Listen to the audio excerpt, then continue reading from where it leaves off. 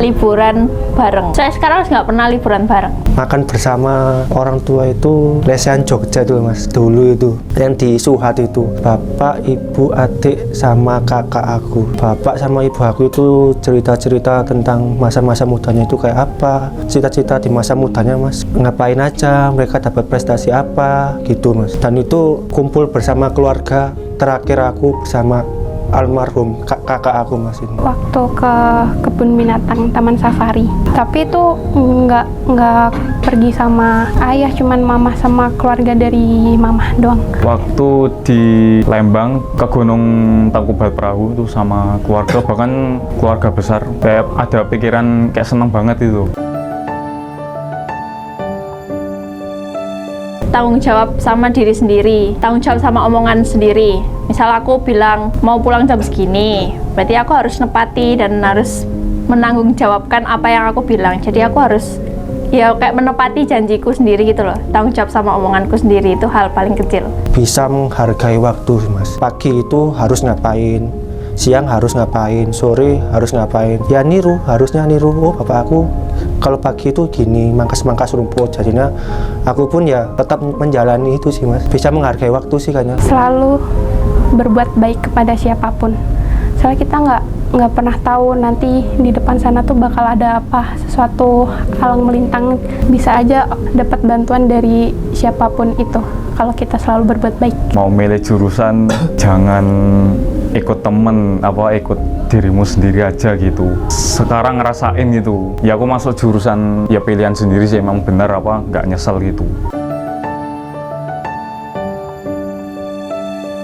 Sering membantah omongan sih lebih tepatnya. Yang diomongin orang tua ke aku itu hal yang baik kan, untuk hal yang baik. Tapi aku merasa dikekang, aku merasa kayak gak dibolehin ini itu, jadinya aku melawan, terus malah marah-marah. Setelah aku marah-marah dan melakukan hal itu ke orang tua aku itu, aku kayak ngerasa kok kayak gitu sih, harusnya kan bisa diomongin baik-baik.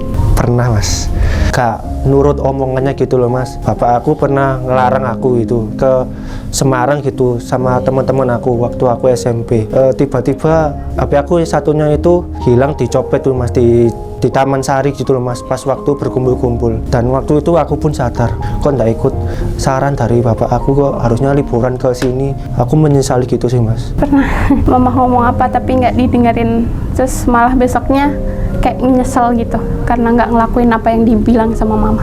Pernah. Berawal cuman nasehatin aja gitu, tapi aku nggak mau dengerin. Kayak nyesel loh, aku ngapain sih nggak mau dengerin gitu. Itu siapa tahu penting banget bagiku gitu. Mungkin simpel ya, ngajak makan bareng, makan berdua. Sesimpel hal makan berdua itu kayak sulit banget tuh dilakuin. Aku sibuk sama urusanku sendiri, terus aku bisa pergi kemana-mana, jadi kayak kurang ada waktu lah. Kalau dari orang tua aku sih, mereka gak mau nerima balasan lah Mas. Orang tua itu kan harapannya kan ke anaknya itu kan biar mereka lebih sukses. Pemberian mereka itu lebih dari cukup ke aku. Harapannya sih bisa bermanfaat dan berguna bagi semua orang. Aku kan masih kuliah Mas ya, mungkin harapannya bisa lulus tepat waktu, dapat predikat cum laude, ya mungkin bisa lulus dengan 3,5 tahun itu sih Mas, dan bisa menjadi lulusan terbaik sih Mas. Nggak bisa ngebagian yang gimana-gimana, aku cuma mau peluk mama sama ayah, peluk mama sekarang, kalau bisa langsung ke Tulungagung. Mendoakan orang tua sehat selalu, diampuni dosa-dosanya, gitu aja. Gak akan pernah bisa dibalas jasa-jasa orang tua itu.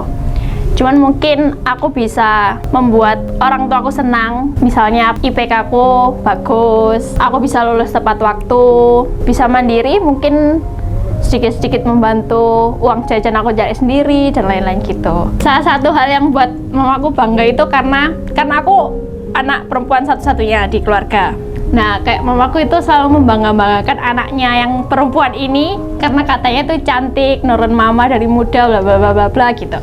Nah, alasan salah satu yang buat aku cantik itu karena aku pakai Wardah cushion ini yang membuat aku bisa tampak lebih stres. Nuruti omongan mereka sih mas, dengan caranya kita tidak membandel, ya bisa menghargai waktu gitu, berprestasi. Kalau bapak ibu aku sih lebih kayak perlakuan kita ke orang gitu loh mas. Si Fadil ini ternyata anaknya Pak ini, kok sopan banget, berarti bapak ibunya berarti mereka berhasil mendidik itu mas. Nggak ada cara terbaik buat ngebales jasa orang tua tuh, kayak susah banget, sulit banget. Tapi aku cuman mau bilang terima kasih. Makasih mama, makasih ayah.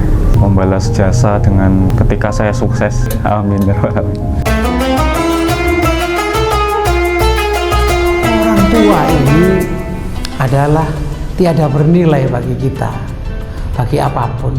Lihatlah di dalam kehidupan para nabi-nabi misalnya.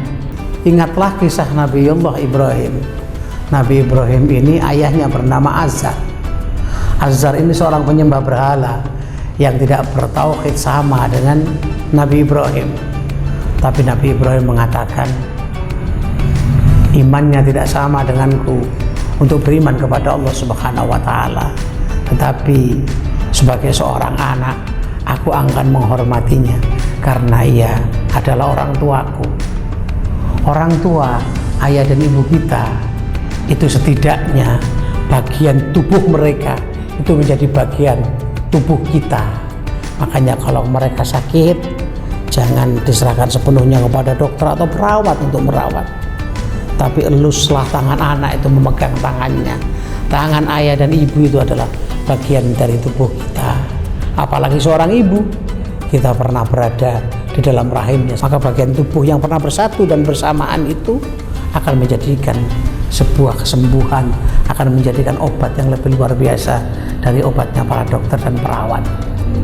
Birrul walidain sering diceritakan dalam kisah-kisah yang sangat terkenal, bagaimana seorang anak durhaka seperti Malin Kundang yang kemudian dia punya pangkat jabatan akan hancur mendapatkan kutukan karena tidak berbakti kepada orang tua.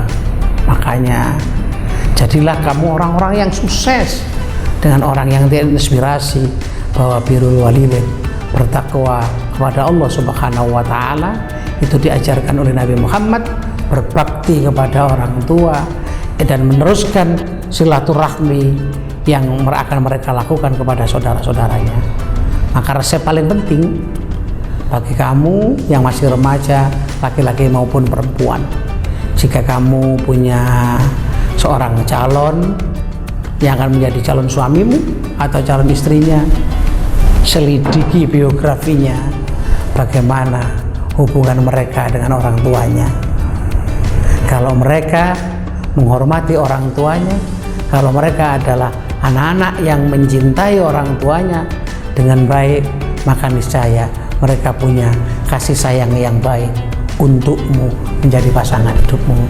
Birrul walidain tidak bisa kita tinggalkan karena ridha Allah itu berasal dari ridha orang tua juga.